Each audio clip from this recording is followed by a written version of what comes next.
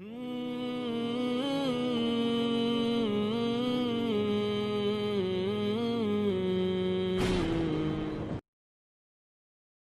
my dear students. Very good morning to one and all, and I welcome you to this online English classes. I hope that you people are attending the class regularly and learning something through this online classes. So, my dear students, in our first unit, we saw philosophy and education, some great ancient philosophers, Greek philosophers, and Indian philosopher. Then we saw values, ethics, principles, and sources of values. These are all there in the first unit of our subject. So, coming to our second unit, in our second unit, we are having short biographies. So, here we can see two major persons. Before going into the topic, first of all, I would like to tell you about the difference between autobiography and biography. Autobiography is telling about a person's life written by that same person, whereas biographies can be written by anyone about anyone. Autobiography has more detail about the person's life, such as thoughts, feeling, and actions, whereas in biographies it requires a lot of research time. Autobiographies contain the words me, myself, and I. In biography, facts are in biography but may not have inner thoughts of that person. So, in short, writing about some other person is biography, and writing about ourselves, our past life, from our childhood to till yesterday, till today, what happened. We know all these things. If we write our story, that is autobiography. So, hope you got the point. Next, we shall see the R.K. Narayan, the biography of R.K. Narayan, 1906 to 2001. So, let us see some names of his family members. His father name Rasipuram Krishnasamy Iyer. His mother name Nyanammal, and his youngest brother name R.K. Laxman, and maternal grandmother name Parvati, and he used to call her Ammani. Then his uncle T.N. Seshachalam, and his wife R.K. Narayan's wife name is Rajam. So these are all the major characters, major people of his life. Next, introduction about R.K. Narayan. In this introduction itself, I have brought main thing about his life. R.K. Narayan is considered as one of leading figures of early Indian literature in English. He is the one who made India accessible to the people in foreign countries.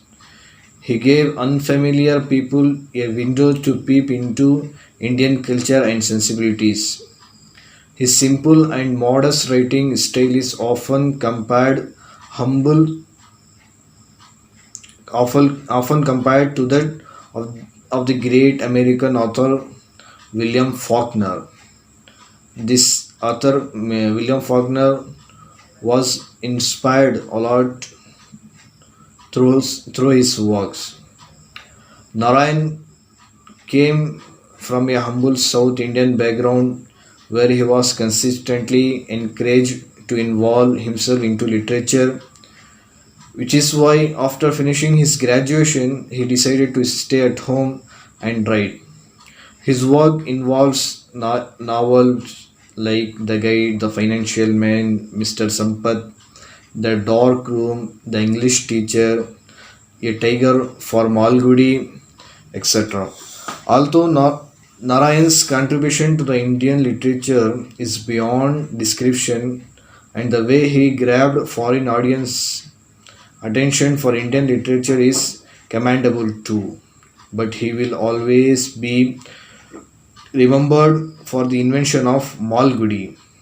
Remember this Malgudi, a semi-urban fictional town in south in southern India, where the where most of his stories were set. Narayan won numerous accolades for his literary work. Example: Sahitya Academy Award, Padma Bhushan Award, A.C. Benson Medal by the Royal Society of Literature, honorary membership of the American Academy of Arts and Literature, and Padma Vibhushan Award. These are all the honorary awards and awards he won. Next, we will see from his beginning, from his childhood or early life. R.K. Narayan was born in Chennai as an Indian in 1906 in a working class South Indian family. His father was a school headmaster, and because his father had to be frequently transferred for his job, Narayan spent most of his childhood in the loving care of his grandmother Parvati. It was his grandmother who taught him arithmetic, mythology, Sanskrit. While he was spending his time in his grandmother's house, there his grandmother taught him arithmetic, maths, mythology, and Sanskrit. He also attended many different schools in Chennai, like Lutheran Mission School, Christian College, High School, etc. He had interest in English literature since he was very young. His reading habit further developed when he moved to Mysore with his family, and there his father's school library offered him gems of writing from authors like Dickens, Thomas Hardy, Wodehouse, etc. In 1926, he passed the university examination and joined Maharaja College of Mysore.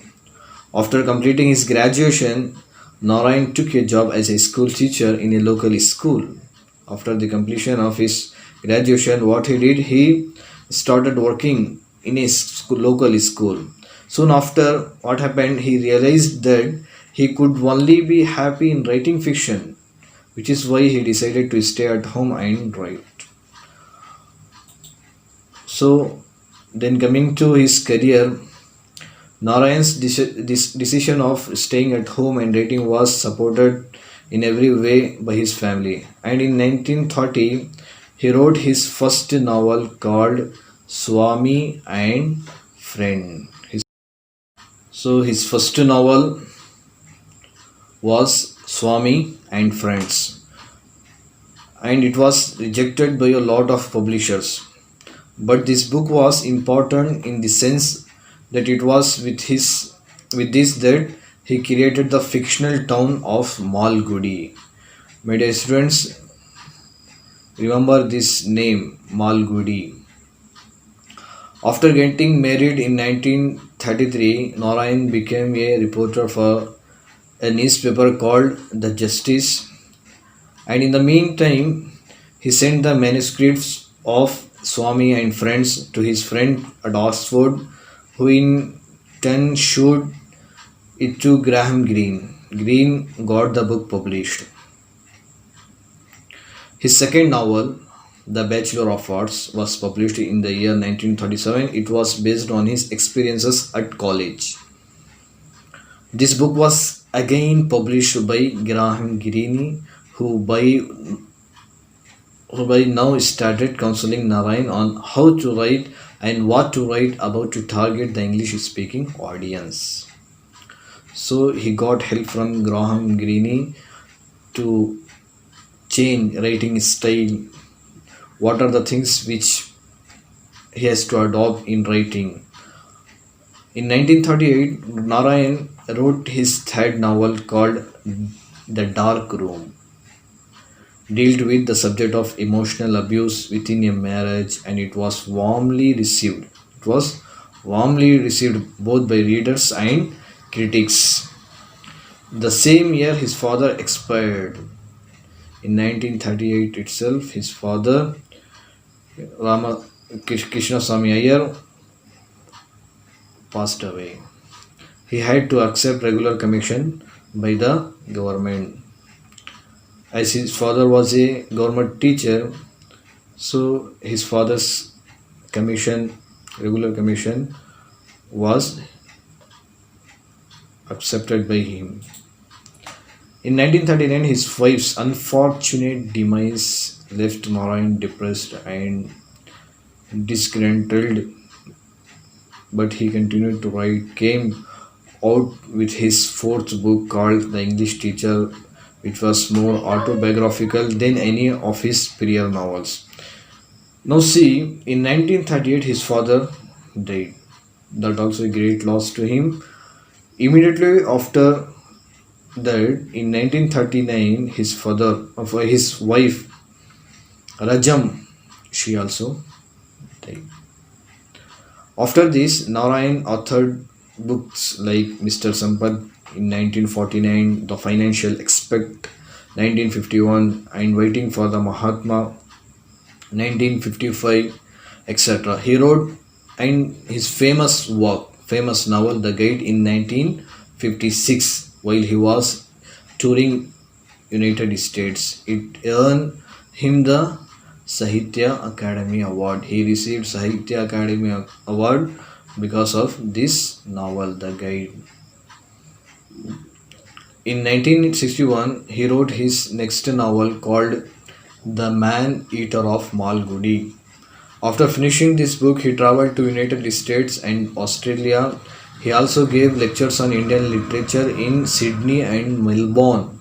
Sydney in Melbourne. With his growing success, he also started writing columns for the Hindu and the Atlantic newspaper.